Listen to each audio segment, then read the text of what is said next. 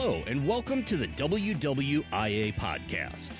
We're honored to have you join us in our mission to bring honor, connection, and healing to America's combat wounded Purple Heart heroes. If this is your first time listening to this podcast, we welcome you. If you're a returning listener, thanks for coming back. Please be sure to tell others about our podcast and leave us a review if you're enjoying what you're hearing. For combat wounded veterans, time spent in the great outdoors through therapeutic and adaptive sports like hunting and fishing can provide healing, camaraderie, and a renewed sense of purpose. Today on the WWIA Podcast, WWIA founder and CEO John McDaniel is honored to welcome one of the most respected names and an expert in the outdoor industry, Captain Tom Rowland. From his early days fishing alongside his father in Chattanooga, Tennessee, to guiding on the legendary rivers of Jackson Hole and the waters of Key West, Captain Tom Rowland has built a remarkable career fueled by hard work, determination, and a relentless passion for the outdoors. A world-class angler, accomplished tournament competitor, fly casting champion, and health and fitness enthusiast, Tom has also become a pioneer in outdoor media as the creator and host of the long-running television series Saltwater Experience, Into the Blue, and Sweetwater. Of all his accomplishments, though, none mean more to Tom than being a dedicated husband and father. Beyond television, Tom's passion for education and mentorship continues through the wildly successful Tom Rowland Podcast, where he shares conversations and insights with some of the most respected voices in the outdoor world, leadership, and living at your highest level. Today, he joins us to talk about fishing, family, perseverance, guiding, and the life-changing impact the outdoors can have on all of us, especially our nation's combat wounded heroes. This is an engaging episode that we're proud to present to you, so let's join the conversation with John and Tom right now.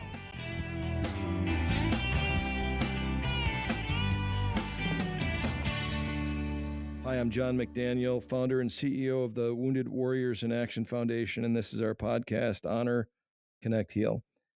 You know, you probably heard in the introduction that we have a very special guest today. His name's Tom Rowland. He is an amazing individual. I would have to say one of my, my personal heroes, I suppose, and he doesn't even know that because I just met him maybe 5 minutes ago as we were in the pre-show. But Tom is an amazing person. He's a captain. Meaning a fisherman, a professional fisherman, both salt and fresh, legendary fisherman and guide. And we're going to talk about guiding on the program here. He's a podcast host, got over 1,000 podcasts in the Tom Rowland podcast series. I thought I was doing well, Tom, when I had 100, but not even close to. You're doing great. Babe Ruth over here. Producer, TV host. The Saltwater Experience, which happens to be one of my favorite programs, and I'm going to talk about why that is. I'll just let the cat out of the bag. You're an amazing coach, and you give up the magic, man. And most guys won't do it. Thank you. But you do, and you freely do it, and you do it in a way that's meaningful, easy to understand, and motivational. So you got that. You're doing good stuff in that space.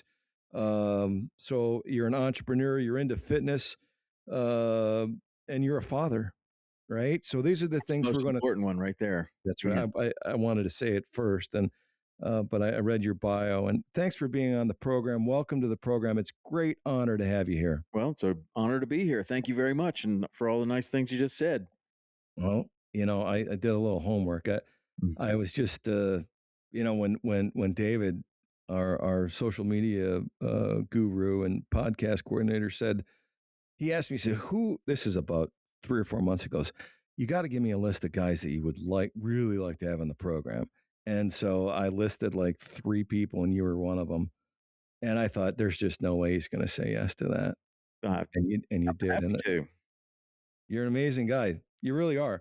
Your Saltwater Series program, I got to tell you, is really high quality. Could you just start out a little bit and talk about, how that whole thing came about? I'd love to hear it. We froze up there for just a second, but you were asking about, I think the origin story, maybe? Yeah, no, the Saltwater series, the Saltwater Experience Hmm. program. I mean, would you just talk about how you got that thing off the dock? Right. Well, it's funny because in the introduction we were talking about being a parent, and being a parent was the most important thing to me, being a father, and that is really the origin of Saltwater Experience. Somewhere back here, there's some trophies and stuff with from the professional redfish tournaments, Mm-hmm. and I started doing those tournaments with my partner Rich Tudor, and we were competitors in the redbone tournaments in the Keys, and he was doing well, and I was doing well in those tournaments, but I knew there was something else, a little bit bigger, and I was really trying to figure out the sponsorship space, Mm-hmm. and I knew that for sponsorship, the most important thing is that um, you really, well, it all comes down to selling products for your sponsors. I mean, that's what it's all about. If you're not selling something, then there's no reason for anybody to sponsor you. But I knew that there was a level above the Redbone tournaments, and the Redbone tournaments were kind of a Florida Keys based tournament. They were incredibly competitive. People really wanted to win these things, um, but there was no money associated with it. It was all for charity, and that was great. But it, you know, it was a very competitive atmosphere, and there were some really great guides and anglers that were a part of that. I kind of, because of my athletic background in high school, I was a wrestler, and then I chose not to wrestle in college. And when I did that, I didn't even realize that you're giving up like this part of your life that Mm-hmm. was so important to you for so long, Yeah. this competitive outlet that you once had.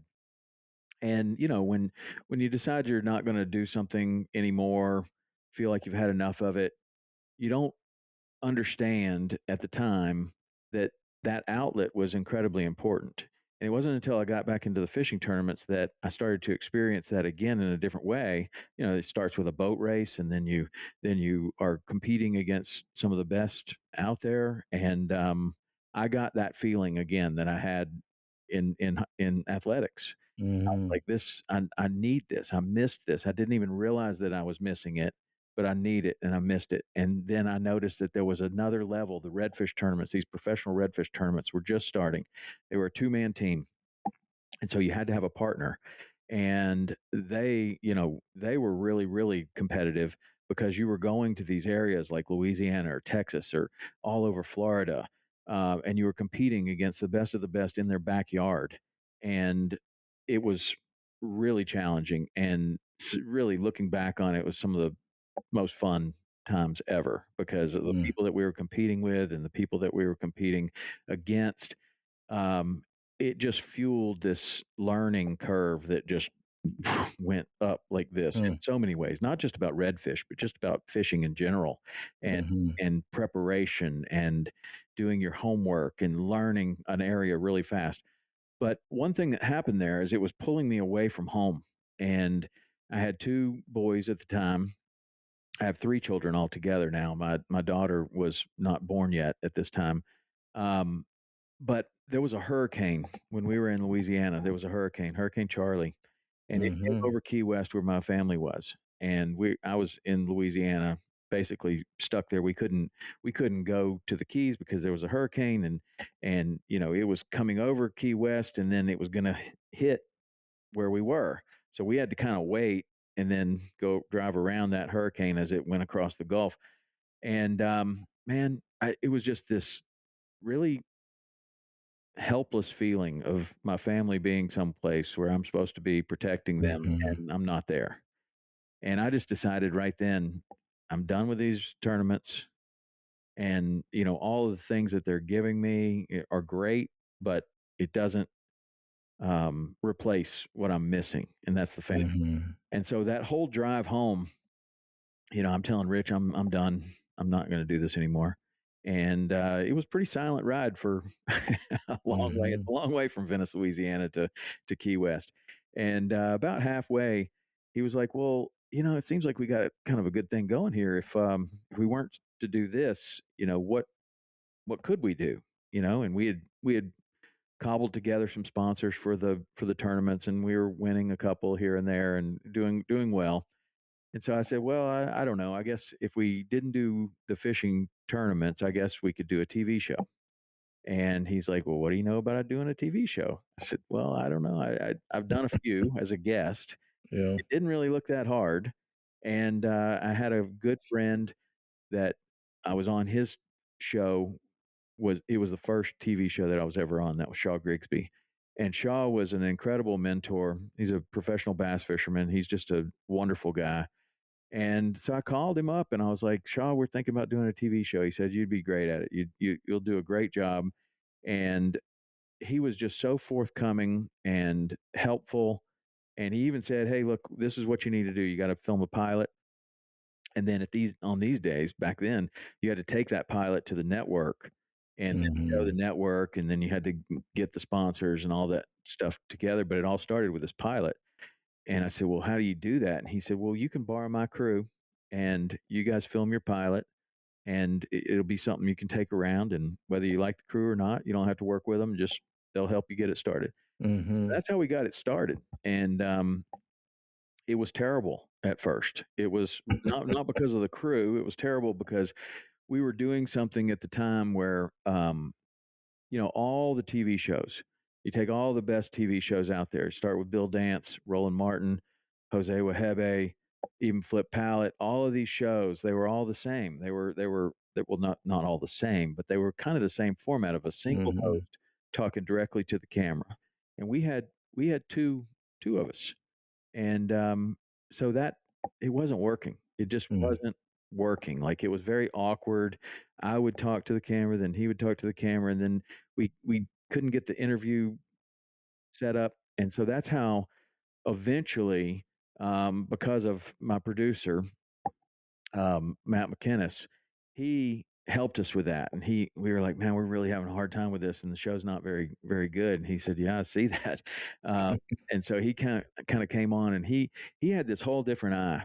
And he was like, you ever seen, one of those shows like a documentary where they have two people sitting at a table and the camera's over one person's shoulder, and then and he goes, what you do it, that's your Hawks K bit. Yeah, that's it. And honestly, that was a big change in the show, because all of a sudden it was, even though we borrowed that from another industry and different documentaries, it was unique to the fishing world. Nobody had seen that before. And so there were two of us, and it started to it was fresh, and we were young, and it was popular right away. It just worked. And where the format before was not working, it was just another TV show, and honestly not a very good one. And it just wasn't working. And so getting somebody else with fresh eyes around to help us with the format. I mean, Matt was we call him Hop. He was a TV guy. He had done TV. He was Jerry McInnes' son. Jerry McInnes had a TV show on the Fishing Hole on ESPN for 50 years. I mean, it was on there for a long time, one of the longest running TV shows. And he knew TV. And so he gave us some good advice there. And that's how it got started. You and Rich have a thing going on. There's first you communicate well, and you can tell there's chemistry between the two of you, and everything is calm. It's presented well, and you can tell. So it's that dynamic between you and Rich Tudor's really good, and so it worked. It caught me right away. I thought that was great, and my boys and I stay at Hawks K. We've been there 4 or 5 times over the years. Matter of fact, I think I fished on one of your boats. I ran down to the dock and I saw a yellowfin, which I've had my eye on a 24 yellowfin forever.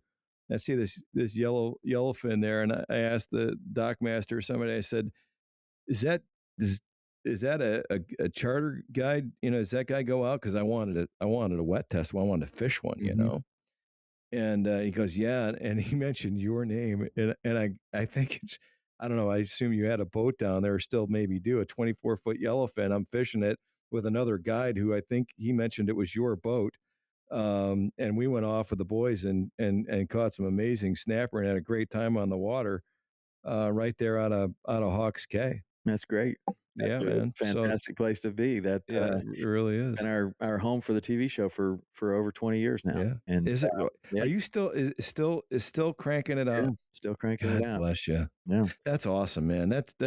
Yeah, that's great. I'd love to talk to you about the sponsors offline a little Sure. bit. Just that whole piece is interesting to me. But one of the things I wanted to talk about, I actually had heard some of that in the podcast. Your podcast series is great because you get to go into a lot more detail on things. Like, I'm a knot freak. Okay, so I was really interested in what you had to say about your favorite knot. And I've always been a uni guy. I've always been a double uni guy when it comes to line connections. Of course, I'm a former airborne ranger, and so knots are really important in that space. So it was easy for me I've been a lifetime fisherman too. So, but I'll be darned if you didn't like give a lot of credit to the uni knot. And I was like, that made me feel good. That's an easy knot to tie, near 100% strength, and it works on just darn near anything. But one of the things you said about the uni knot on your podcast, and I was like, that's interesting. I used to always leave, and sometimes I still do, a little loop there so that the hook has a little more action to it. But I think it was you when you said we were talking about fishing for permit. You said you cinched that thing down, and I was like, wow, that's interesting. I should ask him why he does that. Well, I do that with circle hooks. Oh, circle hooks. That's it. I don't. I just feel like the way that the circle hook goes into a fish's mouth and then it pulls out.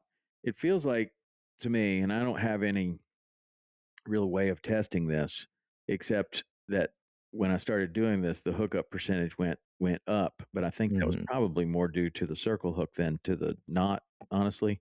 But I felt like if it was following the leader out and it wasn't swinging free, it had a better chance of getting into the fish's mouth, and it seems to work. Yeah. But I just feel like on that particular one, that's the way I like to do it. Whereas on bonefish flies or even fly fishing for permit, I leave a loop.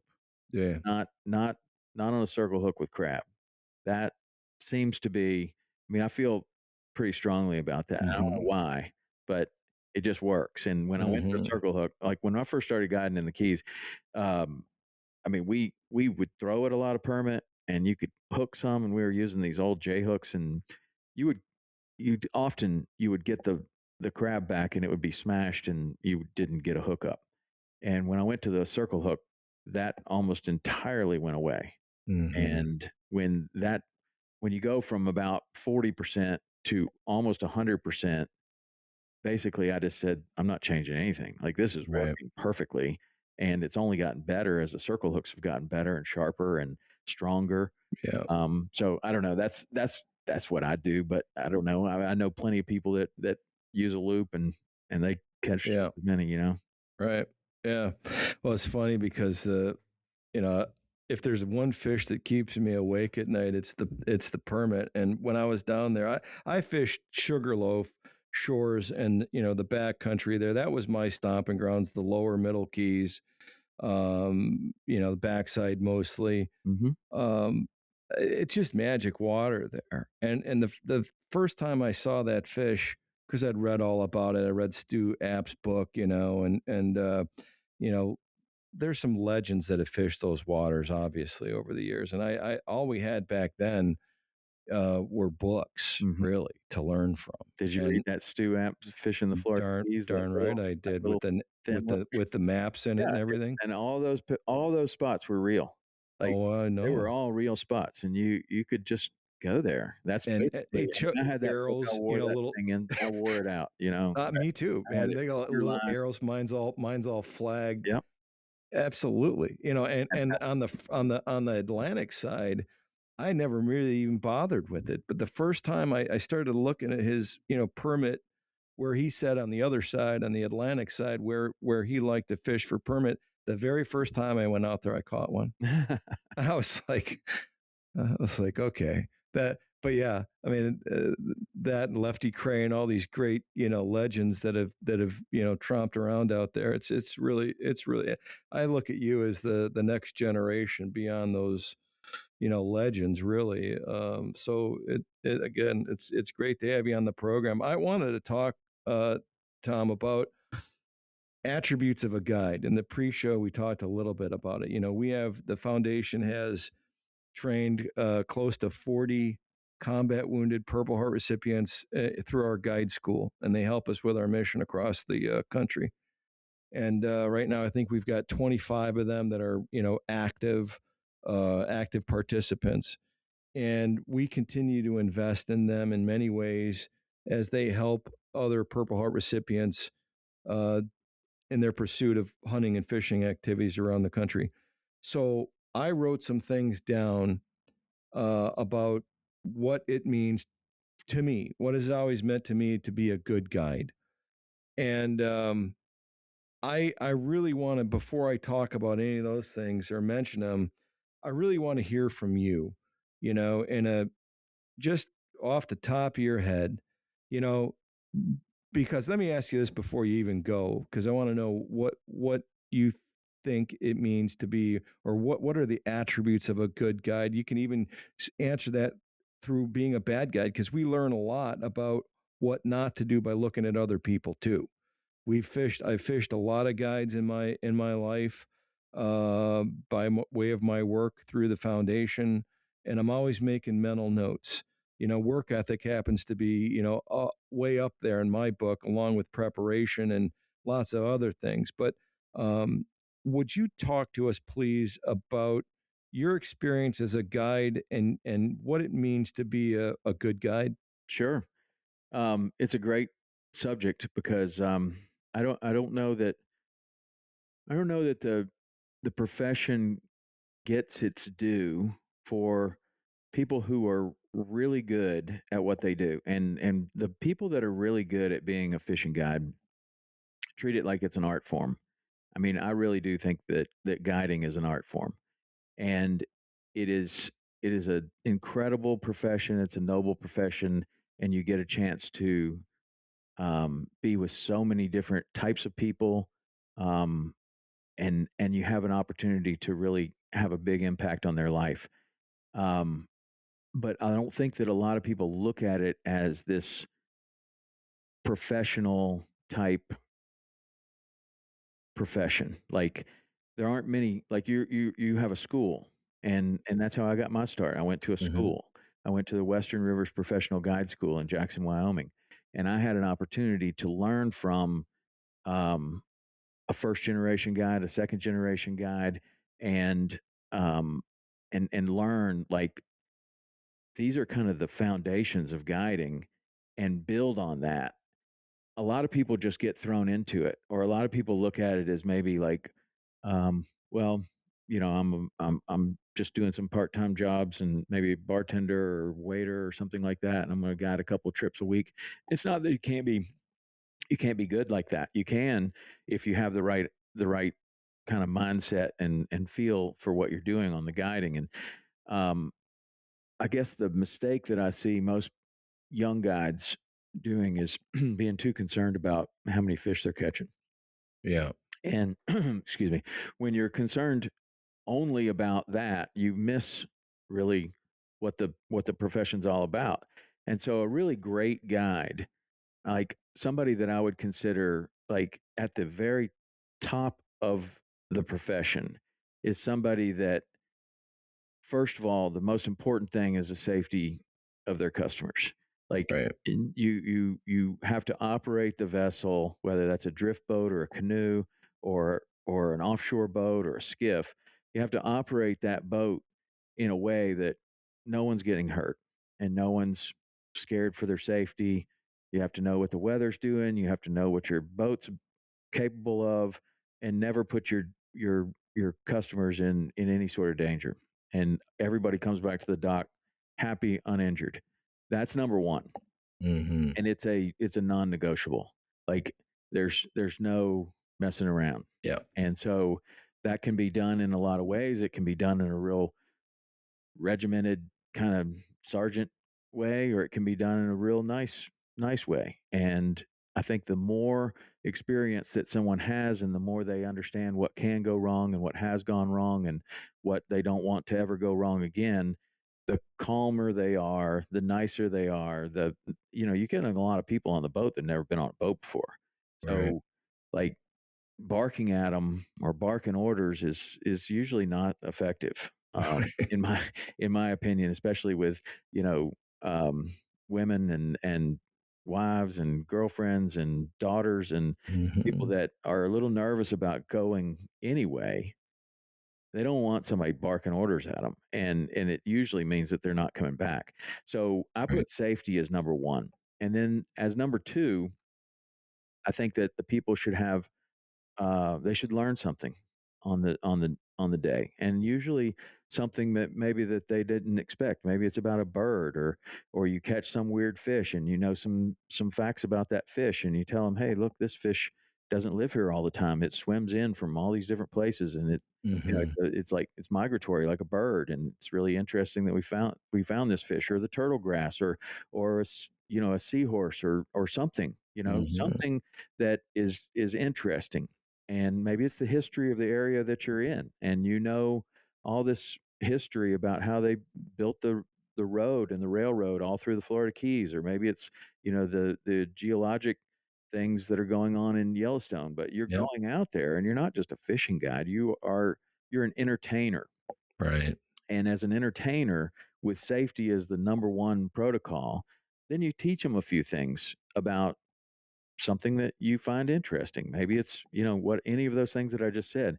And then after that, they need to have a really, really good time, and they need to be very comfortable. So the way that you run the boat is very important. And if a great guide is also someone that is a master of their vessel, and Right.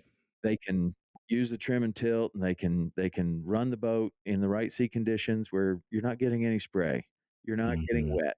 And if you are getting wet, you're moving your customer to the driest place in the boat, and you're keeping them as comfortable as you possibly can, to where in they're never thinking, wow, white knuckled holding on. Mhm. Now, there's a time and a place for that in a tournament, where you have a different kind of customer, where he is like, Right. we're out here to win, and I'm okay. Well, I've already done all this other stuff. Now we're here to win. That's a different customer. The day to day customer does not want to be white knuckled, and Yeah. they don't want a rough boat ride. They want a nice, easy boat ride. And so, in order to have that, you don't need to be like on the clock so much. So Right. you don't need to be running around like you're in a tournament. What you need to have done is to put in your preparation, to where you're saying, oh, the wind's doing this, the tide's doing this. I've already got a game plan. I know what we're going to do, and we have plenty of time to do it. And we're going to go out there nice and easy. Everybody's going to have a great time. So you notice that I haven't said anything about catching fish yet, Mhm. because I really think that for a really great guide, like the top of the top, they have safety, they're teaching, they're showing a great time. Those are all That's their standard mode of operation. That's going to happen no matter what. Right. And that happens over time and over experience, to where now, because all of that stuff is rote, and is non-negotiable. So all of those things are non-negotiables. So that's your mode of operation. That's how you operate every single time, whether you're having a good day or a bad day or whatever. Yeah. That's great. Everybody's going to be happy. Everybody's going to be comfortable. And then you start thinking about catching fish. And Mhm. it's, what kind of fish do your customers want to catch? And what kind of communication have you had with these customers in advance? And I have a funny little story, where I was taking this guy fishing, and man, we went out. He called up, and he said he wanted to go bone fishing. And I said, okay, great. Meet you at 7 o'clock, at the boat ramp. And we meet at the boat ramp, and we go out, and I show him some of the best. I mean, I feel like, I think we went in the areas where you were talking about, like the back of Sugarloaf up to the Content Keys, and there were bonefish everywhere, and they were Mhm. tailing. We were having schools, and it to me, we're having this incredible day. We got 30 shots by lunch. And he caught one. And, I'm thinking, this is great. And he goes, wow, I thought we'd catch a lot more than this. And I mean, it's literally one of the best days of bone fishing I've ever had. Mm-hmm. I was like, so I mean, I was just dumbfounded. Like, oh, okay, well, what did you think we were going to do? And he goes, well, I didn't know that the fish was called a bonefish. I thought bone fishing was going out in one of these little boats. And I said, oh, well, that was a bonefish, and that's what we were catching. That's what we were trying to catch. And catching one or two in a day is really good. And getting 30 shots is really good. But do you did you want to catch more fish? And he goes, well, yeah, I want to catch more fish. And I was like, okay, well, does it matter what kind? And he said, no. And so we go over and we start catching snappers and jack crevalles, and he's as happy as he can be. And it's every other cast he's catching a fish. And and to me, I thought that I had communicated with him, and I Mm-hmm. thought we had had this conversation of he knew what he was talking about. He said he wanted to go bone fishing. He knew the lingo. But to me, that day was so important in my guide career because it happened pretty early, maybe about the third or fourth year that I was guiding. Mm-hmm. Like it's not enough to just take somebody at their word and say that they want to go bone fishing. Then let's talk about, oh, have you ever been bone fishing before? Mm-hmm. And this conversation can go a lot of different ways, right? You Oh yeah. be kind of accusatory to them and be like, well, do you know what you're doing? I'm not going to take you out there if Yeah. you don't know what you're doing. Right. But it's another thing to say, "Well, have you ever been before?" And they say, "Well, no, but I've always wanted to." Okay, Right. now you've just learned a little bit more Exactly. about your customer. You say, "Well, if you were to think about going bone fishing, would you have an idea of how many you thought was, a good day?" Or, you can just kind of go into it and just kind of Mm-hmm. manage someone's expectations to where you might come away from that conversation and they say, well, if catching one or two bonefish is a good day or catching one or two permit is a really good day, is there something else that we could go for where we could keep the rod bent all day? Well, sure there is. Yeah, we could catch snappers or jack crevalles or barracudas or sharks. Mm-hmm. There's a lot of species that are more conducive to catching more of them than certain species. And Mm-hmm. that's fine. Whatever you want to do. But having that and spending the time to try to talk to somebody and in today's world, it's a lot different than it was when that story happened because we would almost do every booking would almost come over the phone. I Mm-hmm. remember the first booking I ever got over the internet, and it was weird. I told my wife, I was like, I'm going to the Marquesas today with a guy that I've never met, and if I don't come back, this is where I'm going to be because I figured it was going to be a great trip or I was going to get killed. Like, like I don't know what's going on, but I never talked to this guy on the phone, and I still remember that. Today, most people book like that. Yeah. Most people book like that. So that conversation needs to happen at the dock Right. of what Right. you guys want to catch and Yeah. so the communication I think is really big, but you know having them come back to the dock and say, that was more fun than I thought it was going to be, and especially the companions. Like you usually have like one primary person that wants to fish, Mm-hmm. and they're bringing their family, or they're bringing their friend, or they're bringing their wife, or they're bringing their husband, or they're bringing somebody. That primary person is important, but if you can show somebody a good enough time to where the companion is like, "Man, I had no idea it was so beautiful out there. I had Yeah. no idea that it was so nice. I would love to do this. Are you open again tomorrow, or can we book for next year?" That's what you're looking for. Yeah, just being a good person too. I those are three great things, and I know you have more, but I wanted to share with the audience one and you mostly a similar story. When I started guiding the wounded veterans down there in the Keys in 7, 8, and 9, I was doing it down there out of my house, and I used to do just similar to what you said. I would say, okay, well, I mean, I thought to myself, just because I'm a nut on the big three, down there, I want to go after the bonefish, the permit, and the tarpon. That doesn't necessarily mean that they want to. So I would describe to them what that would look like if we were just fishing for, just say, permit and bonefish, and then tarpon, and then so they're all, none of which had, and these are guys with, some of them, fresh out of combat, with still some open wounds. And, I would explain these things to them. And then I would say, or we could, and I talk about, snapper fishing, and then I would mention shark, and you'd see their head just like perk up. They're like, shark. And I'm like, yeah, we could do shark. You want to do shark? Yeah, I want to do shark.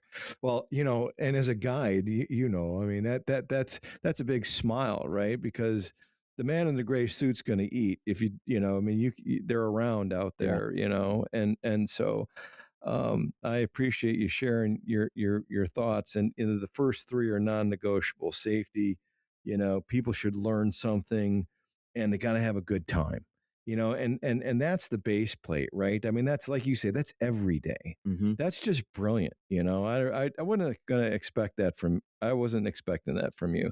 So Well, I mean, I appreciate when you that. see the Now, a quick word from this episode's sponsor. This WWIA episode is sponsored by Able Now, a tax-advantaged savings program for people with disabilities.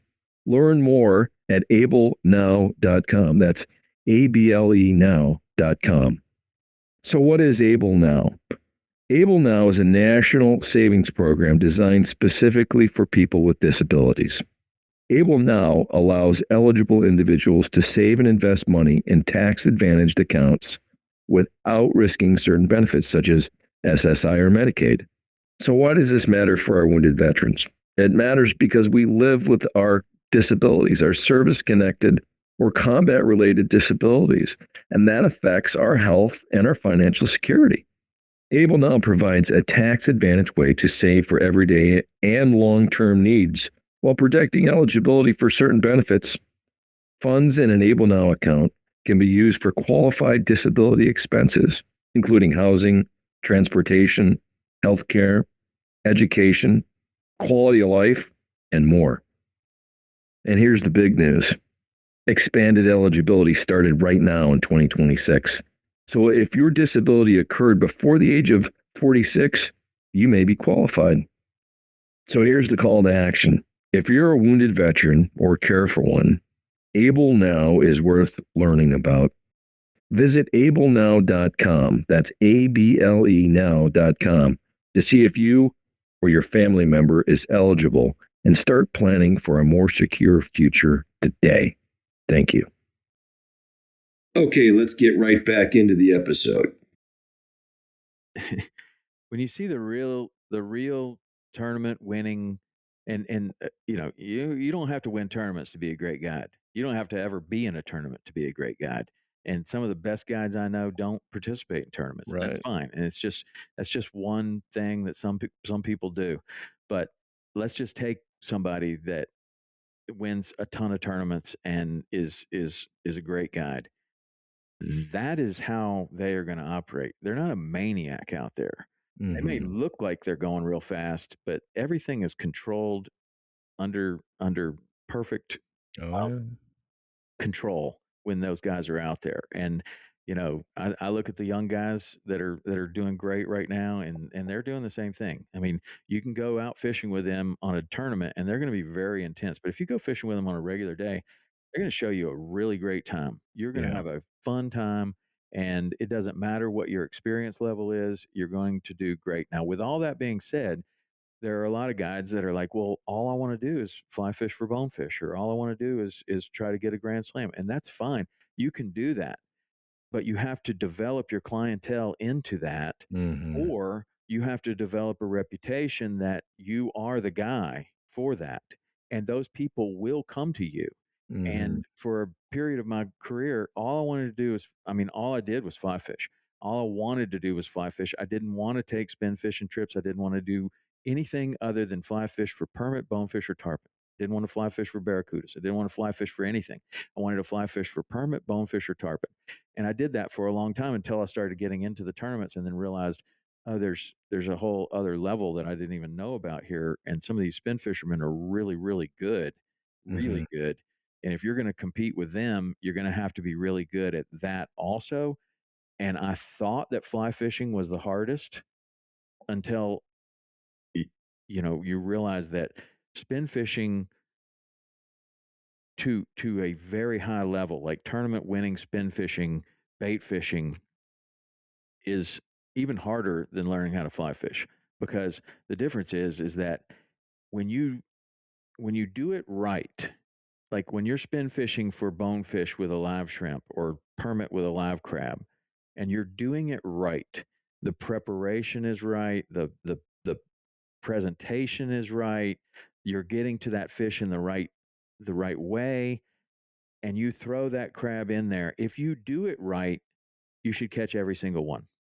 Every single one.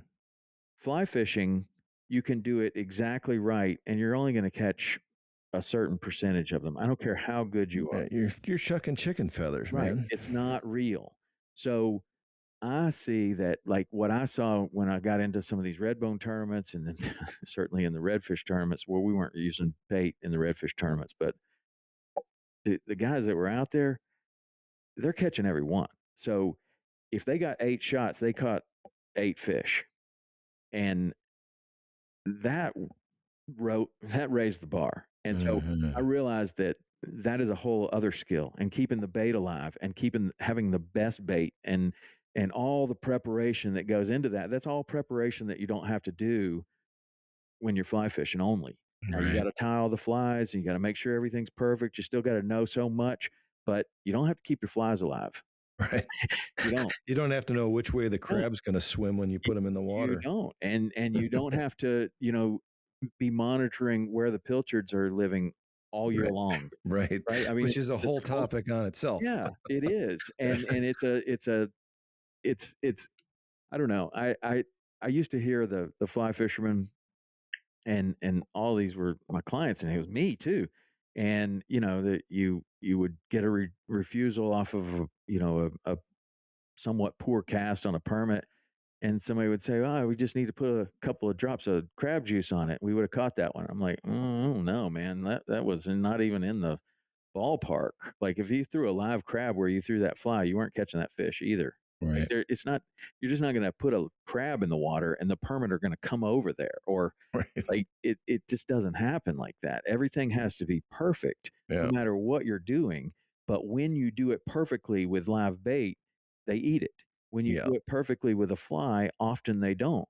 And and I feel like, I don't know, it's just a different approach. And I feel like the people that understand that are truly the ones that make it at the very, very top, because they understand fly fishing and they understand how to catch them on fly, but they also understand the bait fishing and how to catch them on bait. And you get a guy that knows both of those as well as anyone in the world, and he has both of those skills. That's a hard person to beat. And those skills don't come along just because you read a bunch of books or you've been fishing for a while. That's thousands of days on the water, specifically targeting bait fishing, or specifically targeting fly fishing. And it just comes over a long period of time. You just described yourself, Well, I mean, there's others out there, lots of them, that are really, really great at it. And then there are other people that they're just not even interested in that. And that's fine too. Right. Like, all they want to do is fly fish, and that's fine if that's all you want to do.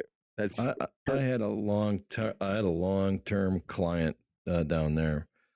He was a well-heeled gentleman, and so one day we're out there, and we'd been fishing together for several months at this point, and he knew my background a little bit, my service and all this, and he says to me, it on the ride back, he says, it just dawned on me, he says. Because he was a big Montana fly fisherman, and so we're in the backcountry. I'm turning him on to all this stuff, and he, like you, mentioned and read a lot of the books, and he says to me, "You are into the pursuit of the difficult," and I took pause because I'd never heard that said before.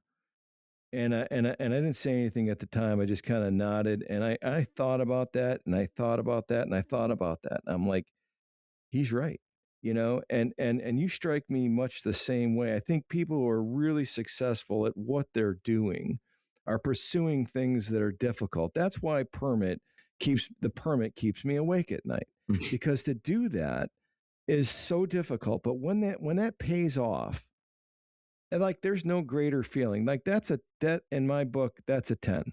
Okay. That's a 10. It doesn't get much better. 9.5, it's like harvesting a 12-point buck, and to do that with some routine success is not being lucky out there. You got to be good. And then to do that as a guide, is another level to turn somebody onto that experience, and most of them have no clue what they just did. I mean, you just made it look really easy, and it transparent, and that I think that's part of the the art, if you will. But I got to ask you, Tom, are you a better guide or are you a better fisherman? These days, I'm probably a better fisherman, because I'm not guiding like I once was. I mean, I was on the water over 300 days a year, and everything revolved around the guiding. The TV show kind of took over from that, and I backed off of the guiding. And I don't think that guiding is a part-time job. I just don't think it is. I don't think being a TV show host is a part-time job either. And so I felt like I was getting pulled away from being able to do it to the level that I felt like it deserved, and I wasn't giving the other the level that it deserved either. So I felt like it's time to make a choice here. And guiding is also very hard on your body when you're doing it that much. So the choice became clear that the path for me was more TV, and that's more with the rod in my hand rather than the push pull in my hand. And but at one time I was a better guide than I was an angler. Interesting. But I think it's harder to be the guide. Yeah. Yeah. No, but I also have to say, if you're thinking about getting in the guide business, or you are a guide, you have to you have to love what you're doing. You have to not love it, you have to also enjoy it. Like, I know a lot of guys get burned out in that space, and they get a bad attitude about their client, or about just dealing with people that they don't really know. But I think, like you said, if you ensure those three things are true, and I mean, it starts with, don't, like, I've seen guys, give you the side eye when you step in a boat, and your shoes are a little dirty or something like that. Well, you can prevent that from happening if you put a little towel there before they get on your boat and they can wipe their feet off, if that's that big of a deal to you, sort of thing. There's little things. It's like the little welcome mat. But if you think about that, and this is something that you're not receiving joy out of, you maybe look at your hold card and think about doing something else. Right. Well, that's true. And I think that this is one place where I don't know that I've ever really heard people talk about this too much. And I don't even think I've talked about it very much. It just hasn't come up. But as a guide, like, I would not have enjoyed guiding 300 days a year if I was guiding 300 different clients on those 300 days. As you see guides that get really good, the number of their clients goes down. But the number of repetitions goes up with them. I mean, I was fishing at the end. I had about 4 clients for 300 days. And I love those guys. That's perfect. They were like family, and I was like family to them. And, you're putting a lot of stock in that, because if something happens in one of those people's lives and they're not able to fish anymore, an injury, a sickness, a death, which does happen, now you got 100 days you got to fill. But you're the guy, right? Right. Like, and there are other people that are on the waiting list or whatever. So one of the things that I've never really heard anybody talk about is that as a guide, part of the art form is to attract the type of client that you want. Like if you're only interested in fly fishing for permit, you can be the guy that people go to, and you can have 300 days of fly fishing for permit. If that's all you want to do, you can Yep. do that. You can build that clientele over time with a lot of hard work and a lot of dedication and a lot of thinking outside of the box about, like, where is there a permit club somewhere that you could go speak at? Are there places that you could write articles? Are there videos that you could do? Like, how do you attract those people? And you could do that with any fish. And it might take a long time, but you can do exactly the type of fishing that you like. And I think that a lot of people feel like being a fishing guide is just taking whoever the next person is that calls. And there are people that are doing it that way. And that's fine. And some people are fine like that. Some people like the variety. Like I wouldn't want to fly fish all the time. I wouldn't want to bait fish all the time. I do whatever people want to do. And like one of my really good friends, he guides. He's one of the best guides I know, and he just does whatever the fish are doing. When the people show up, he's like, "This is what we're doing today." He's going to show them a great time. Perfect. And he's going to show them a great time, and they're going to have to really twist his arm to say, "Oh, the cobia are out there on the wrecks. That sounds fun, but I really want to fly fish for tarpon." Well, okay. I mean, maybe, but he's probably going to say, "Look, we can go out there. If we go out there today, we're going to catch 100. If that's the best thing that's happening today. And if you have the right communication style and say, listen, I don't know if you realize this, but you just lucked into the best day for this kind of fishing that we have all year long. It is going off out there. And if we go out to the ocean side, we're going to see 5, 10, 20 fish. If that's what you want to do, we can do it. But it is gangbusters out here." They're probably going to say captain's choice, man, whatever you want to do. Right. But you can do that. You can create your clientele the way that you want to fish. It takes a lot of hard work, but you can do it.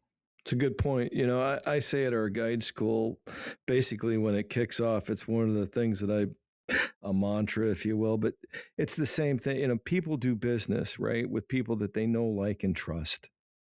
And that's what you're doing when you're building, rapport with a repeat client base. And that's, you got yourself into what is probably, to me, that would be great, meaningful relationships with people that you know, like, and trust, and fish with 4 or 5 people and still get 300 days on the water. That, like you say, for some people that might not be what they're looking for. Right. But, that's what you were looking for, and that's what you found, but you built it, and you got to. I did, I did get there, and then, some other things started being more interesting to me. I mean, those clients, my clients would shift over time, because there was a time when I was fishing with some other clients, and all they wanted to do was fly fish.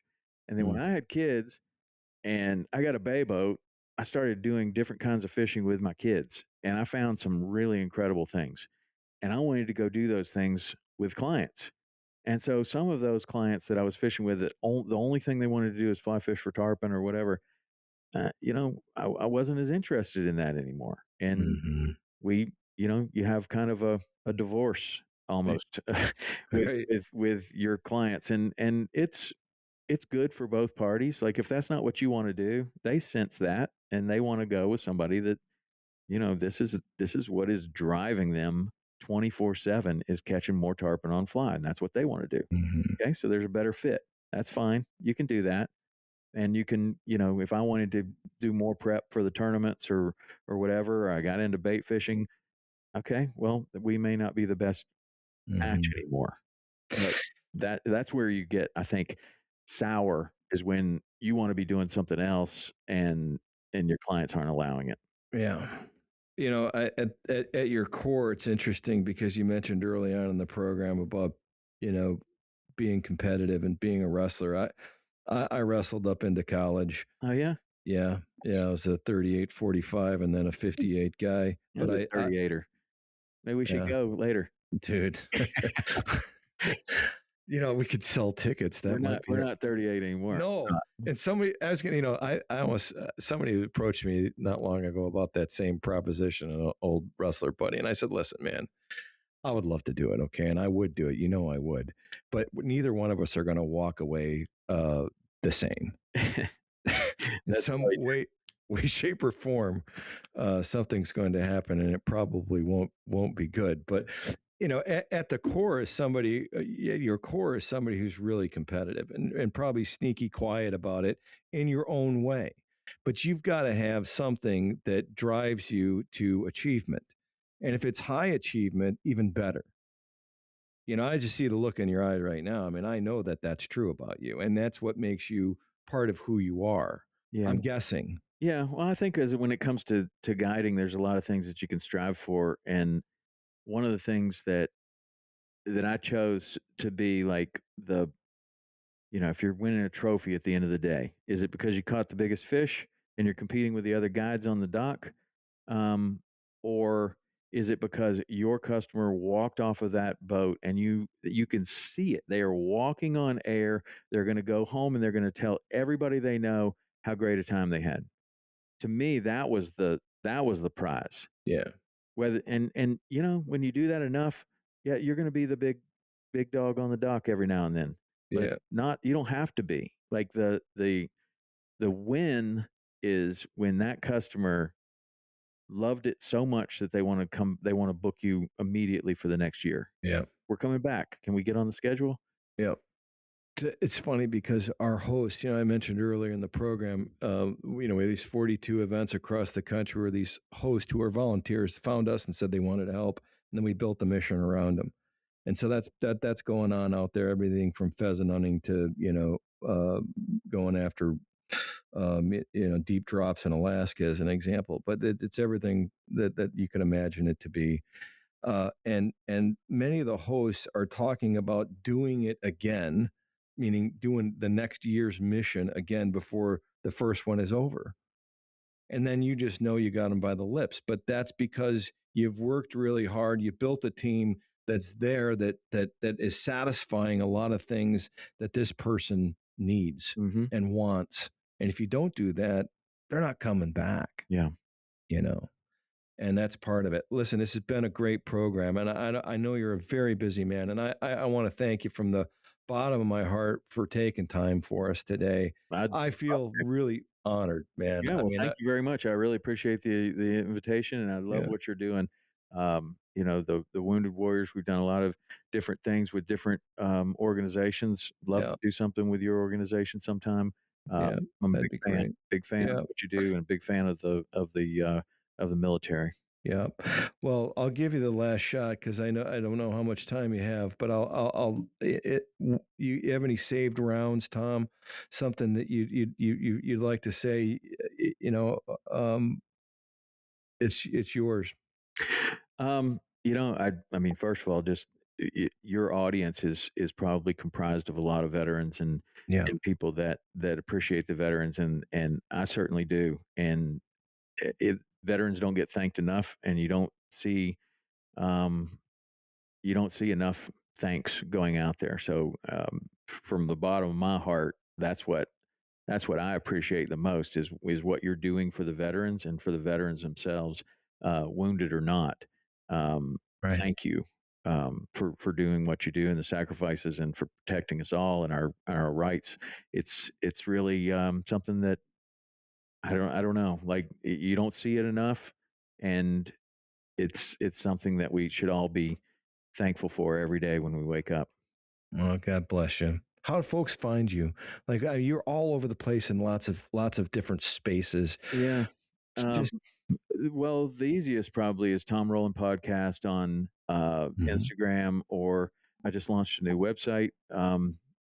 So it's up there. It has a lot of mistakes. If you see mistakes, you can write me an email and tell me that the article's What's the website? What's the website? TomRowlandPodcast.com. Okay, cool. And so that's what that website has been out there for a long time, but I just did a whole revamp of it by myself.